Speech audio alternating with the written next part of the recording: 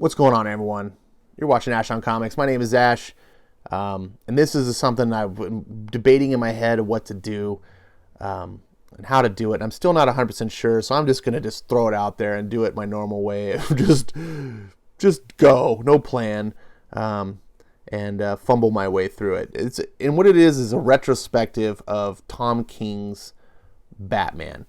I've decided to start over and go from back to the beginning to Batman issue 1 and reread the entire series of Batman, because I admittedly I stopped reading like halfway through, and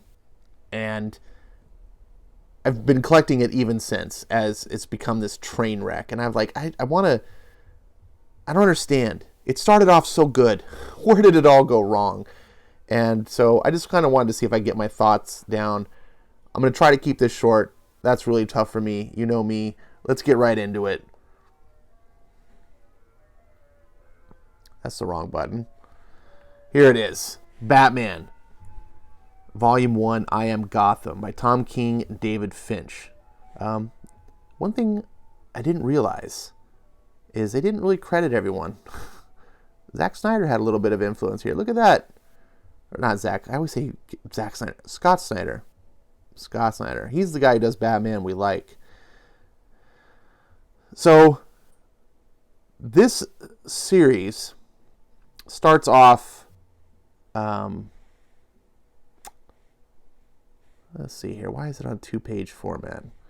Not show 2 pages. Or maybe show 2 pages. I'm already wasting time.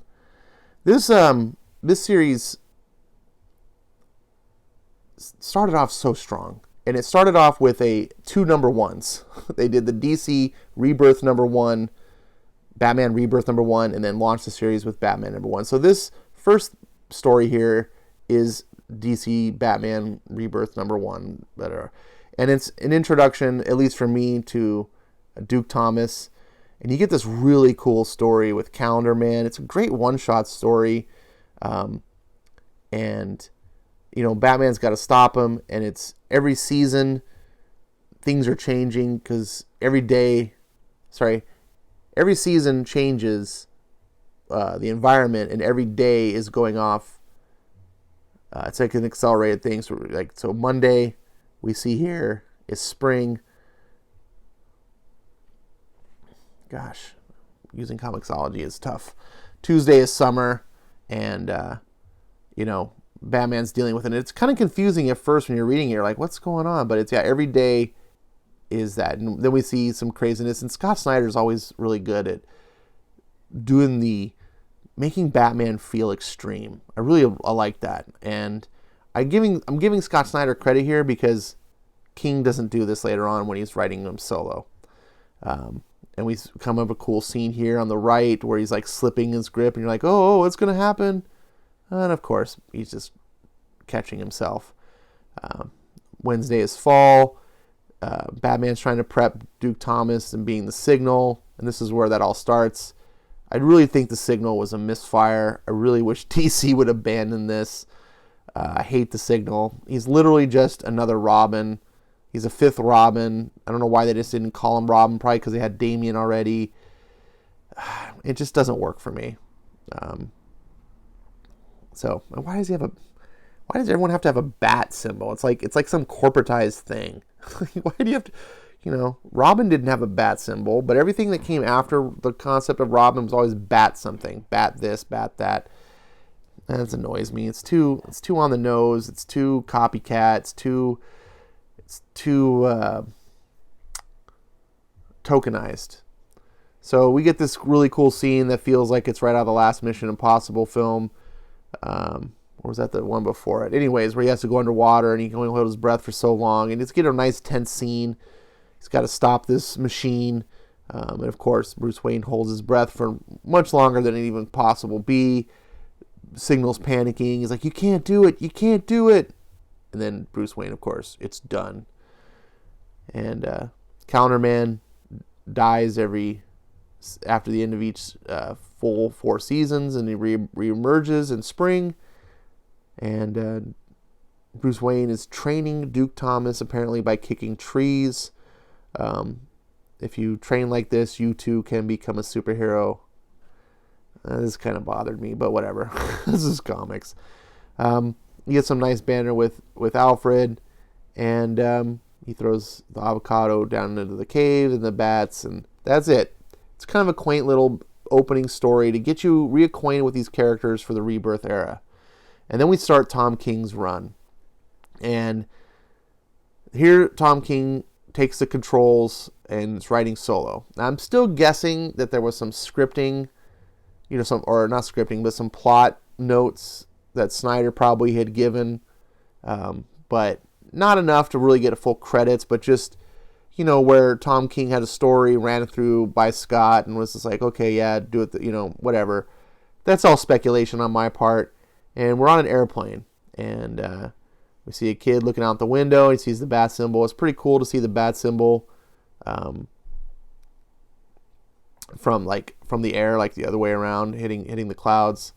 And then we get the reverse view, looking up, and the jets going by, and Batman and Commissioner Gordon are having their normal talk, and they're talking about these missiles that are missing. And, they caught 2 of them. There's 3 missiles missing.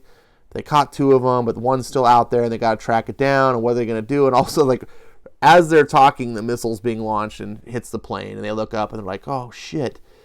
And this was a really great scene. Really great. One of the best rooftop scenes I can recall in a long time. And Batman, of course, wastes no time. He's out of here. He's getting to business. And he's diving off a building. While Gordon's looking around, he's missing. We see where Batman is. He's falling. And he says, I need Duke. And gets in a car and he's racing. And they plot the trajectory of how Batman's going to intercept with the plane somehow. And he's got to, jump off the bridge at precisely the right angle and stuff. And he jumps his car and fires his ejection seats. And Gordon's talking to him, and and Batman, he's just like, "What the hell are you doing?" And here we see, this really cool shot of Batman ejecting up to the plane. Gordon's trying to get to where they think the plane's going to crash. Batman tells him to redirect, and Gordon's like, "What? That's not where the plane's going." And Batman has to tell him, "I'm on the plane." To which Gordon says, "Oh, of course you're on the plane," because of course he's Batman, right? Then we got a guy on the plane. He's panicking. This is Gotham. Gotham's killing us. If we were in any other city, he's complaining. All the other cities have, cool superheroes with powers, but Gotham just has Batman. Meanwhile, while he's panicking and bitching, we see the kid look out, and there's out the window. There's Batman on the wing. You're just like, you're fucking badass. That's a boss. Batman is a boss. And the plane's coming down, and Batman's got his little gadgets, and this was a little bit of a techno wizardry here. I really, the magic technology of comic books. Jet engines, okay, I can conceive you could build a jet engine that small, but where's the fuel, right? Where's the energy source? But whatever, it's comics. So Batman's leaping around the plane in a way that really ignores physics, but again, comics, right? And here we see him. Just look at him. He's just riding the plane. He's steering the plane. And he's using these little booster things to help, because the plane doesn't have the full control. And it's going in between 2 buildings, and they pivots the plane sideways to go between. And it's just, man, when you're reading this the first time, you don't know the story. It's just tense. It's like, this is like an action movie. This should be put on film. This is crazy. And then we see over here in the lower right, the guy who shot the missile, he's dead. And then some guy standing over saying, "Observe the clock, Batman." But who is it? Don't know. Meanwhile, Batman's riding down. He's having a conversation with Gordon. Batman realizes this is the end. In the middle of the conversation, though, he's basically saying, pass my regrets to Mr. Thomas if he wishes to continue with his education as he should. Dick Grayson is as good a teacher as I ever was. To which Gordon says, "I will make the recommendation, sir." And then he's giving commands, 44% to starboard, blah, blah, blah. Make it 60%. And then he asks Alfred, yes, sir? Anything, sir? Would they, my mother, father, would they have been proud? Is this a good death? And Alfred is sad because he's going to lose his boy. And, of course, he says, yes, Master Bruce, they would have been proud. As proud as I am. And the plane's going down, and all of a sudden, at the very end, it's saved. And it's these two new heroes, Gotham and Gotham Girl. And they're basically analogs to Superman and Supergirl. They have almost the same power sets. And that is the beginning of this story. Now, the rest of this whole arc is essentially they had a similar beginnings as Bruce did. They lost their family and stuff. Well, Gotham did. The girl wasn't around, but Gotham lost his family. Now, somehow, and they went and got powers. And that's a little bit weird to me that they got some money, they spent it, and became superpowered. The idea that they could go and spend money and get Superman-level powers was really far-fetched to me. And they really skirt the issue. But here we see on these pages how it all went down. And Batman saved the day. So this is little young Gotham. And unlike Bruce, whose parents died and so forth, he ran into the same situation, but Batman was there. And then Batman says, at the end, it's okay to be scared. Everyone gets scared. But remember, all that means is everyone gets the opportunity to fight that fear. Everyone gets the chance to be brave. And so young Gotham here talks to his sister, and he passes on, his love of Batman to her. She's his little sister. She's very impressionable. And they'll later grow up to be Gotham and Gotham Girl. And it's a pretty interesting story. Even though it's a little contrived, it was heartfelt. There was human emotion. There was heart to it. I really enjoyed it. Plus, it's good action. Batman being a badass, not sitting around moping all the time. Here we got a cool, look at this, bridge is about to collapse. Gotham and Gotham Girl trying to do the best they can, but they have raw power, but they have no experience. And so Batman shows up, and he's trying to train them. He's trying to use them. He's like, okay, fine, you want to help? I'll use you to help. Because, Batman's not in it for the ego. He just wants to do things. And in between, we get some things with Hugo Strange and Psycho Pirate, who will be a big deal later. Psycho Pirate's messing with people's emotions. And here we see, in the next issue, Batman comes across all these dead people, and we see Gotham Girl, and painted in blood behind her, I am Gotham. So Gotham has gone crazy, and, because of his parents were killed later.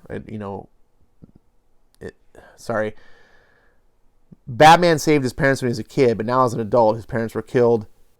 He took off his mask at some point, so these people figured out who he was. They killed his parents, and it's that whole crux of idea of why superheroes wear masks.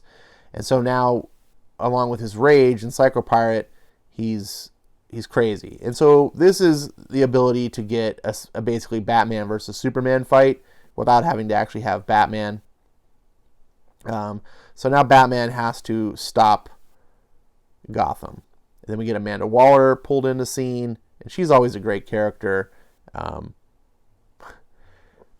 Excuse me. So I don't want to cover too much of this, but basically Batman has to bring Gotham down. We can see this issue here in the cover. This is where it's gonna all go down.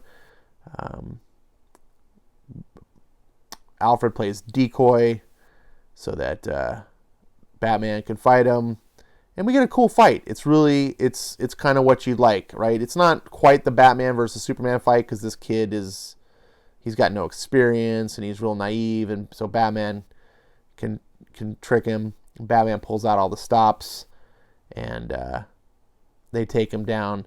Meanwhile, the girl, she's, they have her kind of in custody in the Batcave. Duke Thomas is looking after her, and she's not quite as affected. And this was a really neat thing, is that Batman calls the Justice League in for help. And that was really cool too. It's like, normally in a Batman comic, no matter what's happening, you're just like, Batman's solving it. You're like, well, where's the Justice League? I mean, even in that plane crash that happened a few issues ago, he tries to get the Justice League for help, but they just weren't available. But in this time they were, and they help him take down Gotham, which makes sense, right?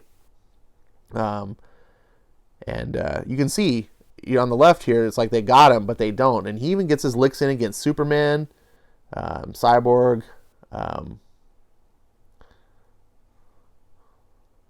and basically he has to get the sister to help. Anyways, so gets Gotham Girl to help. Gotham Girl's also kind of going through some trauma because of this, and you see here she shaves her head. She's not quite right, and she kind of goes off the deep end a little bit herself. Psycho Pirates definitely like affecting her.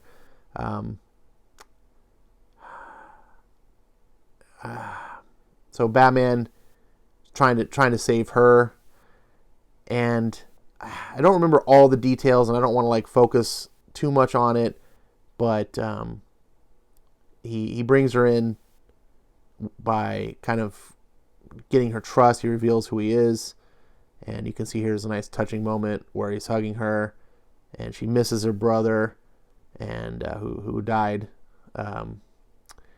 and we get to the end, and basically Batman is working back with Amanda Waller, and he wants to fix Gotham Girl, and the only way to do it is working with her. And that is the end of the first arc of it. Now, the way I just covered it probably wasn't too exciting, but if you read it, it actually really was well done. Those first couple of issues were really fun to read, and I really enjoyed it. This was exactly the Batman books that we wanted. Is it the best Batman story ever? No. But was it better than probably most of the Batman stories we've seen in a long time? Yeah. This was really good stuff. And say what you will about Gotham Girl and Gotham themselves, they're kind of dopey characters, but whatever. Throughout the 80 years of Batman, there's been tons of characters that we've forgotten. The purpose was the point was their purpose in the story, and they served a good one, and it made for a good story. And it's nice to not always have, in my opinion, Batman stories that are, with the same rogues gallery that we're used to. Oh, look, here's another Joker story. Oh, look, here's another Riddler story. Oh, look, here's another Two-Face, So I appreciated that as well. I like when new characters are introduced, even if they are, miss sometimes. So another good thing about this book is it shows that, I didn't really cover it, but it showed that Gotham Girl was able to take on the entire Justice League by herself. So that's something that will become relevant later. I just wanted to mention that now. You can see here these alternate covers. I'm going to cut this now. This was already longer than I wanted to do, but it was 7 issues of Batman. So a lot of content to go over, and just starting it off and seeing where Batman went wrong. It's not really a review. It's just remembering the storyline. Tell me what you thought about this. If you had any input or any feelings, or did you read these stories? Did you like them? What are you thinking about, about this as a retrospective? Any feedback, whatever. This is all for conversation. Thank you so much for watching. I'll do I Am Suicide will be next. And we'll just kind of go through as like trade paperback by trade paperback, and just cover the blocks, so I don't have 80 episodes, because I think they have 80 issues right now. All right, I'm out. Thanks so much for watching. I'll see you next time.